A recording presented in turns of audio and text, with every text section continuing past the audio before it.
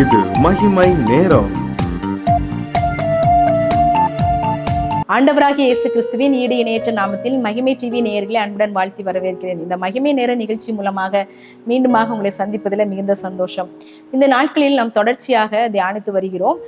எவைகளை எல்லாம் விட்டு விலக வேண்டும் அப்படின்னு சொல்லி நம்ம தியானித்து வருகிறோம். தீமையான காரியங்களை விட்டு விலகணும், விக்கிரக ஆராதனையை விட்டு விலகணும், பொல்லாங்காய் தோன்றுகிற வழிகளை விட்டு விலகணும் அப்படின்னு சொல்லி நம்ம பார்த்தோம்.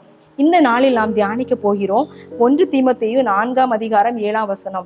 சீர்கேடும் கிளவிகள் பேச்சுமாய் இருக்கிற கட்டுக்கதைகளுக்கு விலகி தேவ பக்திக்கு ஏதுவாக முயற்சி பண்ணு. கட்டுக்கதைகளுக்கு நம்ம விலகி இருக்கணும், தேவையில்லாத வீண் பேச்சுக்களுக்கு நம்ம விலகி இருக்கணும் அப்படின்னு சொல்லி நம்ம இந்த நாள்ல தியானிக்க போகிறோம். அநேக நாட்கள்ல நம்ம அநேக காரியங்களை குறித்து நம்ம பேசுகிறவர்களாய் காணப்படுகிறோம், அநேகரிடத்துல பேசுகிறவர்களாய் காணப்படுகிறோம். நிறைய நேரங்களில அது சரியான தகவலா அப்படின்னு கூட தெரியாம அதை குறித்து நம்ம அநேக நேரங்கள் பேசுகிறவர்களாய் காணப்படுகிறோம். ஒரு சின்ன காரியம் நமக்கு ஒரு நியூஸ் நம்மளுக்கு தெரியுது அப்படின்னா அதை குறித்து நம்ம பேசும்போது அதை குறித்த உண்மைத்தன்மை தெரியுமா தெரியாதா அப்படின்றது கூட இருக்காது.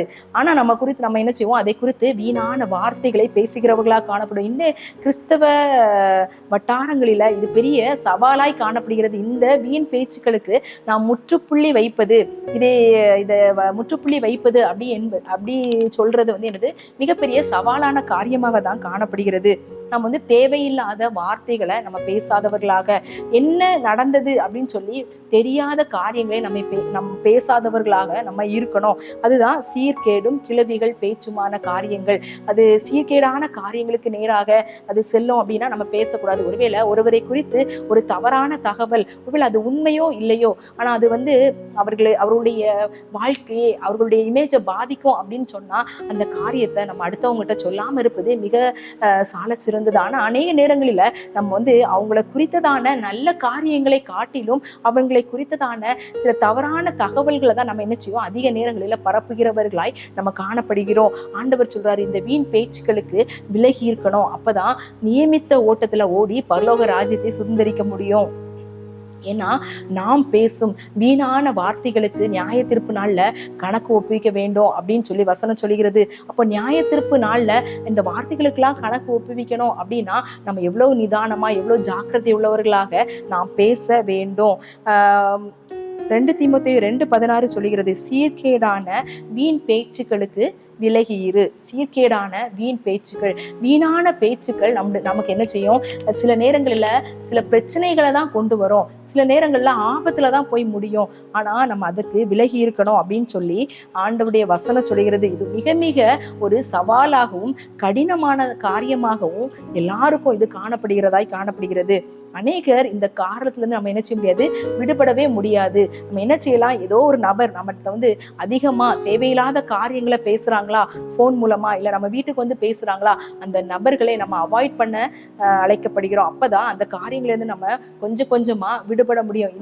இந்த பிரச்சனையில இருந்து ஒரே நாள் விடுபடுவது என்பது இயலாத காரியம். நாம் மற்றவர்களோடு பேசுவது அவர்களை கர்த்தரண்டைக்கு இழுத்து செல்லுகிறதாய் காணப்படுகிறதா அப்படின்னு நம்ம சிந்திக்க அழைக்கப்படுகிறோம். நம்முடைய உதடுகளின் பேச்சு எதை கொண்டு வருகிறது? சங்கீதக்காரன் இப்படி சொல்கிறான், கர்த்தாவே என் உதடுகளுக்கு என்ன செய்யும், என் உதடுகளுக்கு காவல் வையும், என்னுடைய வாயின் வார்த்தைகளை என்ன செய்யும் கவனித்து நான் பேசணும் அப்படின்னு சொல்லி அந்த சங்கீதத்துல சொல்லப்பட்டிருக்கிறது. அப்போ நம்முடைய வாயின் வார்த்தைகள் ஆண்டவருக்கு பிரியமாய் காணப்படுகிறதா அப்படின்னு நம்ம சிந்திக்க அழைக்கப்படுகிற ஒவ்வொரு நாளும் நம்முடைய நாவை ஆண்டவருடைய சமூகத்துல காலையிலே ஒப்பு கொடுக்க வேண்டும். ஆண்டவரே, இந்த நாள்ல தேவையில்லாத வீணான பேச்சுக்களுக்கு நான் விலக்கி இருக்கணும், என் நாவை விலக்கி பாதுகாத்து கொள்ளுங்க, கபட நாவா என்ற நாவு இருக்கக்கூடாது அப்படின்னு சொல்லி நம்ம ஆண்டவரிடத்துல நினைச்சோம் ஜெபிக்கிறவர்களாக நம்ம காணப்பட வேண்டும். ஆகாத சம்பாஷணைகள் என்ன செய்யும், நல்லொழுக்கத்தை கெடுக்கும் அப்படின்னு சொல்லி பார்க்கிறோம். அநேக காரியங்களை நம்ம ஆகாத சம்பாஷணைகளை நம்ம பேசுறதுனால நம்முடைய ஒழுக்கமான காரியங்கள், நம்முடைய நல்லொழுக்கத்தை அது கெடுக்கிறதாய் காணப்படும். நம்ம சிந்திக்க அழைக்கப்படுகிறோம். ஒருவேளை ஸ்டூடெண்ட்ஸா இருக்கலாம், பள்ளிகளில கல்லூரிகளில இருக்கலாம், அவங்க நல்லா அரட்டை அடிச்சுட்டே இருப்பாங்க, ஏன்னா ஜாலியா இருக்கலாம் அப்படின்னு சொல்லி அநேக காரியங்களை நம்ம பேசி அரட்டை அடிக்கிறவர்களா காணப்படுவோம். ஆனா அந்த வார்த்தைகள்ல ஆண்டவர் மகிமைப்படுகிறாரா, ஆண்டவருடைய வார்த்தை அதுல நம்ம மற்றவர்களுக்கு சொல்லிக்கிறோமா? ஏன்னா மற்றவர்களை போல நம்ம என்ன செய்யக்கூடாது, இந்த காரியத்துல செய்யக்கூடாது. மற்றவங்க எல்லாம் ஜாலியா அரட்டை அடிக்கிறாங்க, நானும் அரட்டை அடிக்கிறேன் அப்படின்னு சொல்லி நம்ம இருக்கக்கூடாது. நாம் அவர்களுக்கு விலகி காணப்படணும். அவங்ககிட்ட இப்படிலாம் பேசக்கூடாது, இது தவறான காரியம் அப்படின்னு சொல்லி நம்ம அவங்களுக்கு மற்றவர்களுக்கு சுட்டி காட்டுகிறவர்களாக நம்ம காணப்படுகிறோமா? நம்ம வேலை செய்கிற இடங்களில, ஒருவேளை ஏதாவது ஒரு ஃபங்க்ஷனுக்கு நம்ம போகிறோம், நிறைய பேரை சந்திக்கிறோம், அப்படிப்பட்ட இடங்களில நம்முடைய பேச்சுக்கள் எப்படி காணப்படுகிறது? நம்ம மற்றவர்களை புறங்கூறுகிறதான பேச்சை நம்ம பேசுகிறவர்களாய் காணப்பட, புறங்கூறுதலை ஒழித்து விடுங்கள் அப்படின்னு சொல்லி வசனம் சொல்கிறது. நாம் புறங்கூறுதலை ஒழித்து விடுகிறவர்களாய் காணப்படுகிறோமா? இன்னும் அதிகமாய் புறங்கூறுகிறவர்களாய் காணப்படுகிறோமா அப்படின்னு நம்ம சிந்திக்க நம்ம அழைக்கப்படுகிறோம். மனுஷர் பேசுகிற வீணான வார்த்தைகள், நம்முடைய வாயிலிருந்து வருகிற எல்லா வார்த்தைகளுக்கும் ஆண்டவர் கணக்கு கேட்கிறவராய் காணப்படுகிறாரு. நாம் எப்படி இருக்கிறோம் அப்படின்னு சிந்திக்க அழைக்கப்படுகிறோம். இன்னொரு வசனம் சொல்லப்பட்டிருக்கிறது, சொற்களின் மிகுதியால் பாவம் இல்லாமற் போகாது. அப்போ நாம் அதிகமான வார்த்தைகளை நம்ம பேசுறோம் அப்படின்னா அது பாவமாய் காணப்படும். அப்போ அந்த பாவத்தை நம்ம அறிக்கை பண்ணுகிறவர்களாய் காணப்படும். ஆண்டவரே, நான் இன்றைக்கு இப்படிப்பட்டதான காரியங்களை பேசிட்டேன், என்னை மன்னிச்சிருங்க. இனிமேல் இப்படிப்பட்ட வார்த்தைகளின் வாயிலிருந்து புறப்படாதபடி, சொற்கள் மிகுதியாய் பேசாதபடி என்னை பாதுகாத்து கொள்ளுங்க அப்படின்னு சொல்லி நம்ம இருக்கோம். நம்ம பேசுகிற வார்த்தைகள் கவனமா இருக்கணும். நம்ம அது நம்முடைய வாழ்க்கையை சீரழிக்கிறதாய் காணப்படக்கூடாது. நம்முடைய வாழ்க்கையை மாத்திரமல்ல, மற்றவருடைய வாழ்க்கையும் அது சீரழிக்கிறதாய் காணப்படக்கூடாது அப்படின்னு சொல்லி நம்ம சிந்திக்கிறோம். இந்த நாள்ல ஆண்டவர் உங்களை பார்த்து சொல்றாரு, இப்படிப்பட்ட காரியங்களை விட்டு நீங்க விலகுகிறவர்களாக காணப்படணும். 2 தீமோத்தேயு 4:4 இப்படி சொல்லுகிறது, சத்தியத்திற்கு செவியை விலக்கி கட்டுக்கதைகளுக்கு சாய்ந்து போகும் காலம் வரும். இந்த நாட்கள் அப்படிதான் காணப்படுகிறது. ஆண்டவராகிய வசனத்தின் வார்த்தைகளை நம்மளுக்கு கேட்கிறதற்கு நம்முடைய செவி என்ன செய்யல, சாய்க்கல. நம்ம அதை விட்டு விலகி கட்டுக்கதைகளுக்கு நம்முடைய செவியை சாய்க்கிறோம். அது உண்மையான காரியமா, அது கட்டுக்கதையா, இல்ல அது ஒரு ரூமரா, எதுவுமே தெரியாது. ஆனா அந்த காரியங்களை குறித்து நம்ம அதிகமாய் பேசுகிறவர்களாக, அதிகமாய் அதை பரப்புகிறவர்களாக நம்ம காணப்படுகிறோம். ஆண்டவர் உங்களை பார்த்து சொல்கிறாரு, வீணான பேச்சுக்களுக்கு விலகி இருக்கணும், கட்டுக்கதைகளுக்கு விலகி இருக்கணும், சீர்கேடான பேச்சுக்கு விலகி இருக்கணும். சொற்களின் மிகுதியால பாவம் இல்லாதனால சொற்கள் மிகுதியாய் பேசக்கூடாது. அவருடைய வார்த்தையை நம்ம மற்றவர்களுக்கு சொல்லணும். என்னுடைய வாயிலிருந்து வருகிற வார்த்தைகள் மற்றவர்களுக்கு பிரயோஜனமாய் காணப்படுகிறதா? நம்முடைய வார்த்தைகள் மற்றவர்களை ஆறுதல் படுத்துகிறதாய் காணப்படுகிறதா? இல்ல மற்றவர்களை அதிகமாய் துக்கப்படுத்துகிறவர்களாகவும் வேதனைப்படுத்துகிறதாகவும் காணப்படுகிறதா அப்படின்னு நம்ம சிந்திக்க அழைக்கப்படுகிறோம். அநேக நேரங்களில நம்ம எல்லாரையும் ஏதோ ஒரு வார்த்தைகளால பேசி நம்ம துக்கப்படுத்தி கொண்டிருக்கிறோமா? இந்த நாள்ல நம்ம சிந்திக்க அழைக்கப்படுகிறோம். ஆண்டவர் உங்களை பார்த்து சொல்கிறாரு, வீணான பேச்சுக்களுக்கு விலகி இருக்கணும், சீர்கேடான கட்டுக்கதைகளுக்கு விலகி இருக்கணும், சீர்கேடான கிளவிகள் பேச்சுக்கு விலகி இருக்கணும், தேவையில்லாத காரியங்களை நம்ம பேசக்கூடாது, தேவையில்லாத காரியங்களை நம்ம பரப்பக்கூடாது அப்படின்னு சொல்லி நம்ம ஒரு தீர்மானம் எடுக்கலாமா? இந்த நாள்ல ஆண்டவரை நோக்கி ஜெபிக்கிற, ஆண்டவரே இந்த கிருபை எங்களுக்கு தாங்க அப்படின்னு சொல்லி ஆண்டவரை நோக்கி நம்ம ஜெபிக்கலாமா?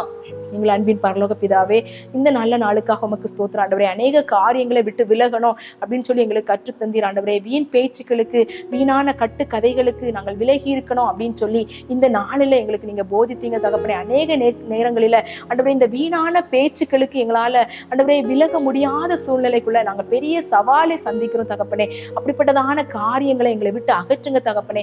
வீணான பேச்சுக்களுக்கு, வீணான காரியங்களுக்கு, கட்டுக்கதைகளுக்கு ஆண்டவரே இயேசப்பா, சொற்களின் மிகுதியால அநேகரை ஆண்டவரே இயேசப்பா நாங்கள் ஒருவேளை அரட்டடித்து அது ஜாலியா இருக்கு அப்படின்னு சொல்லி மற்றவர்களை கிண்டல் அடிக்கிறவர்களாக, கேலி பண்ணுகிறவர்களாக, இப்படிப்பட்ட காரியங்கள் செய்கிற ஒவ்வொருவருக்காக ஆண்டவரே நாங்கள் ஜெபிக்கிறோம். ஆண்டவரே நீங்க சொல்லியிருக்கீங்க ஆண்டவரே, சொற்களின் மிகுதியால் பாவம் இல்லாமல் போகாது. ஆண்டவரே தன் உதடுகளை அடக்குகிறவன் ஞானவான் என்று உடைய வசனம் சொல்கிறது. நாங்கள் ஞானவானாய் பரலோகத்துக்கு உரியவர்களாய் உடைய வார்த்தைகளை பேசவும் அவற்றின்படி நடக்கவும் எங்களுக்கு நீங்க உதவி செய்யுங்க.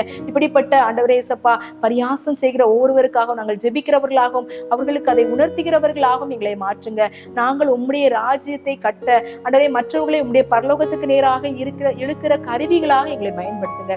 எங்களை தாழ்த்துகிறோம், வெறுமையாக்கிறோம். நீர் பெருக நாங்கள் சிறுக, இயேசுவின் மூலம் ஜெபிக்கிற நல்ல பிதாவே, ஆமீன். தேவன் தாமே வீணான பேச்சுக்களுக்கு விலக்கி நம்மை பாதுகாப்பாராக. ஆமீன்.